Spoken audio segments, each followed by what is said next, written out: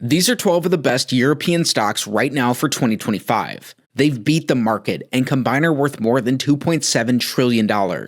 We're covering all of them in this video, from the smallest to the biggest moneymakers, to save the best until the end. Starting with number 12, Schneider Electric. Schneider Electric trades in France under ticker symbol SU. Schneider Electric is a 145 billion euro market cap. Right now, it trades at its all-time high of 260 euros per share. The company is a leading global supplier of electric and industrial automation equipment. The stock has soared recently because they supply a lot of components for data centers. They earn a ton, but today their stock price is still double most of their numbers. A GF value for the company only comes in at 184 euros per share. That's down 40% from their current stock price. We're looking at Europe's top moneymakers. Most of these businesses have wide moats and bring in a huge amount of cash, meaning they may be interesting companies to look at. Plus, some themes on our list will stand out to you and may surprise you. Keep in mind, the video isn't financial advice. It's not a buy or sell recommendation of any security. Use common sense, do what's right for you. Now, let's keep looking at our list. Next, at stock number 11, we have Deutsche Telekom. In Germany, they're listed under ticker symbol DTE. They're trading at their 52-week highs. Deutsche Telekom should be known in the US because it owns the controlling stake in T-Mobile, one of the US's 3 leading carriers. Despite recent strong performance, the stock is still down 70% from their all-time highs, hit back in the early 2000s at the end of the dot-com, telecom, and e-commerce bubble. Deutsche's numbers can look interesting because their T-Mobile stake is factored in as an investment. Today, though, it looks like the company's trading right at about its historical sales and in line with their projected cash flows. That's what really matters for a telecom business. Cracking the top 10, at number 10, we have Prosus. Prosus is an $89 billion Dutch company that's part of the Naspers group, down $2 from their 52-week high. Prosus is part of Naspers, and it's a consumer internet group. They have a nearly 30% stake in the largest Chinese tech company, Tencent. They also have big stakes in Mail.ru, food delivery, and a variety of other interests. Their stock is probably most well known to investors because both Monish Pabrai and the Sequoia funds had decent-sized positions. They, however, have both sold out of their US-listed shares. Today, just FPA Crescent Fund, led by Stephen Romick, has a 2% holding. They trade at more than double tangible book. They're higher than their Graham number, and they're below their Peter Lynch value. A GF value for the company comes in at $9.55 per share, which is 24% higher than their current stock price. Next, at number 9, we have Siemens. This is a German company trading in Germany under stock ticker SIE. It's a $157 billion market cap company, and it's trading at its 52-week high. Siemens is a multi-industry conglomerate that might be most similar to General Electric pre all of their spin-offs. Recently, though, Siemens, like other industrial conglomerates, has been spinning off select businesses in their portfolio. Today, their stock's priced slightly ahead of projected free cash flows and well above their historical sales and earnings values. The company's GF value comes in at 40 euros per share below their current stock price, or down 27%.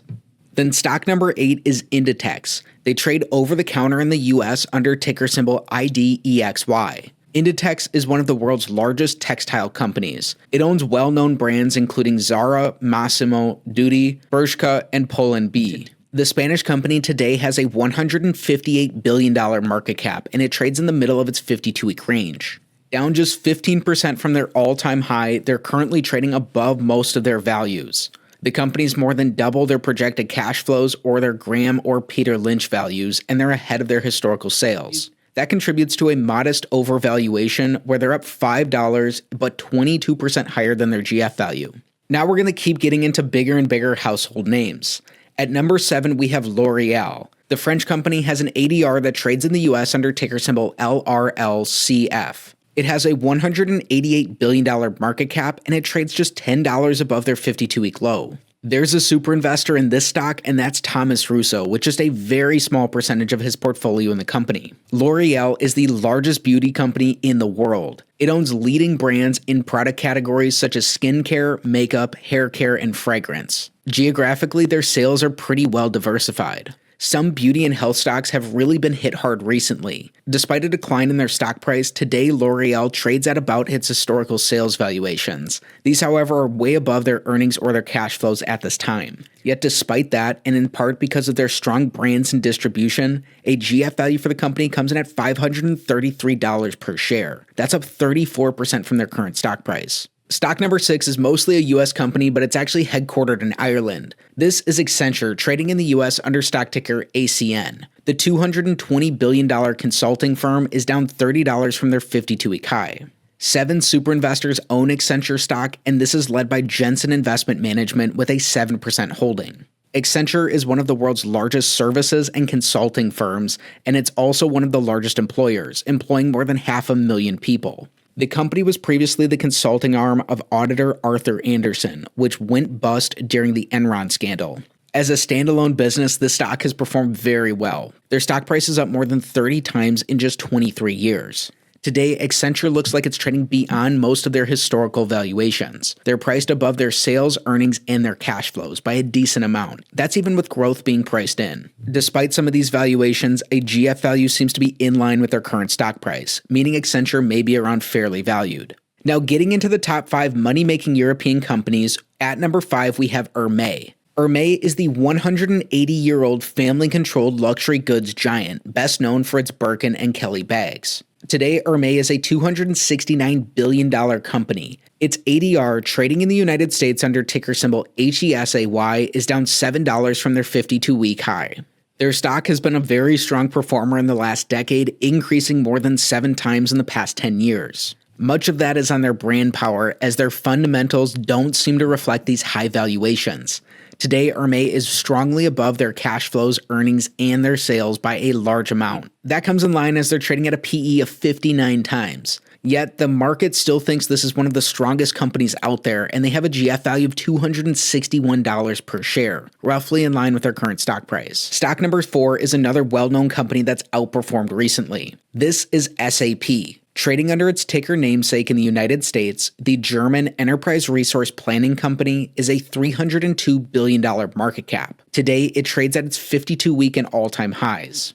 3 super investors own SAP stock today. This is led by Sequoia Fund with 4.6% of their portfolio in the company. They bought in the middle of 2022, and since then, SAP stock price has nearly tripled. Again, there's a lot of positivity being priced in here. SAP is a very mature, established company, and they're more than double their historical sales, way above their earnings or their cash flow potential, even with growth being factored in. Those are super lofty compared to most historical and conventional valuations. That's why a GF value only comes in at $150 per share, down 75% from their current stock price. European stock number 3 is one of the most important semiconductor companies in the world. This is ASML. The Dutch company is a $293 billion market cap that trades $100 above their 52-week low. ASML is the world's leader in photolithography systems that are used in the manufacturing of semiconductors. Their school bus-sized multi-million-dollar machines are integral for their clients like TSMC, Samsung, and Intel. Right now, 5 super investors own their stock, led by Stephen Mandel with a 3.5% position. ASML trades above their historical sales, and they're way above their projected cash flows or their Peter Lynch value. The company's just about in line with a DCF based on their earnings. Yet ASML is really without rival. Despite supplying to a cyclical semiconductor end market, the company's GF value comes in at $872 per share. That's up 13% from today's levels. Stock number 2 is the most well-known company in Europe. This is LVMH, Moet Hennessy Louis Vuitton. The luxury goods giant is worth $355 billion, and it trades just $100 above their 52-week low. No super investors are in the stock right now, but it was last owned by Thomas Russo, who sold out in the middle of 2024. Of the companies we've looked at so far, LVMH may be priced most attractively. They trade just slightly above their Peter Lynch value and in line with historical sales. While they do trade above their projected cash flows, they are below their DCF both on a free cash flow and earnings basis. There's an enduring, priceless nature to most of the luxury goods that they sell. That's part of why a GF value comes in at $950 per share for the company, which is up 25% from their current stock price. Now, the biggest moneymaker in Europe and the top stock on our list has taken the world by storm in the last couple of years. This is the Danish pharmaceutical company Novo Nordisk. They trade in the US under ticker symbol NVO. They're a $350 billion market cap that trades at their 52-week lows. With a meteoric rise from the beginning of the pandemic, the company peaked in 2024, and now they're down 46% below their all-time highs.